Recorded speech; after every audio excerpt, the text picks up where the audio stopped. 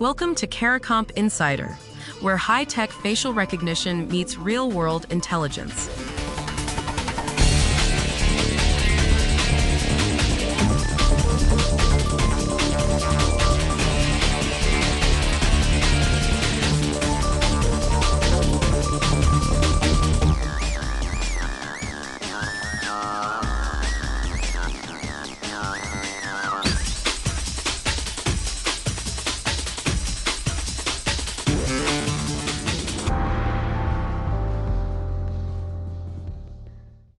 A woman opened her work email and read a message from a detective. It said, "I have identified you as having been victimized. Please contact me as soon as you can." That was how she learned her face had been pasted into AI-generated videos of rape and torture. According to CBC News, more than 50 women across several Canadian provinces are now alleged victims in a single Ottawa police investigation. They're real faces, fake scenes, built by artificial intelligence. And if a deepfake of someone you love surfaced tonight, here's what this story forces you to ask. How many times would you have to relive it just to report it? The women in this case say the answer is the part nobody warned them about. Let's start with how this case grew. CBC reports it began with one victim back in September. By the time investigators mapped it out, the count had climbed past 50. One investigation, dozens of women, multiple provinces. That's 50 people now, each one finding out their image had been weaponized. On May 29, 2025, the Ottawa Police Service put out a statement. They said they'd launched a thorough, trauma-informed, victim-centered investigation. Trauma-informed, that's the phrase that set the women off. One 49-year-old victim told CBC what that phrase is supposed to mean. She said it suggests someone made sure victims feel secure, safe, and supported.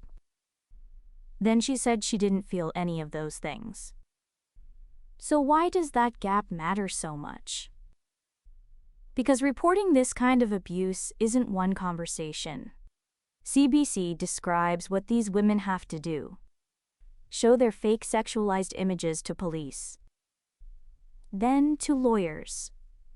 Then to content moderators. Their real names land on official records. They face media attention and the threat of defamation lawsuits. Each retelling is the harm again.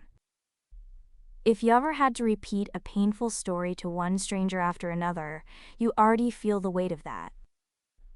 There's research on why the first contact matters. The National Sexual Violence Resource Center points out that how police treat a victim shapes their recovery. When officers use trauma-informed practices, victims are more likely to stay with the case. And studies on training show it works. Officers who got trauma-informed training scored far higher on understanding victims than those who didn't. So this isn't soft language, it's the difference between a case that holds and one that collapses. Now think back to that email. A cold work message telling a woman she'd been victimized. That message wasn't easing the trauma. It was the first trigger. For investigators, that's the lesson. The moment you reach out, you're either steadying a person or shaking them. For the rest of us, it means the system meant to protect us can land like a second blow. Here's the reframe. Most of us fear the deepfake itself. But these women are telling us something harder to hear. Once the fake is real, the reporting can hurt more than the video. So let's bring it home. 50+ women had their faces forced into AI abuse videos. Police called the investigation trauma-informed, but the women say it wasn't. And every step of reporting made them relive it. This is the first big collision between deepfake harm and a system that wasn't built for it. Whether you ever report a crime or just scroll past a video, this tells you something.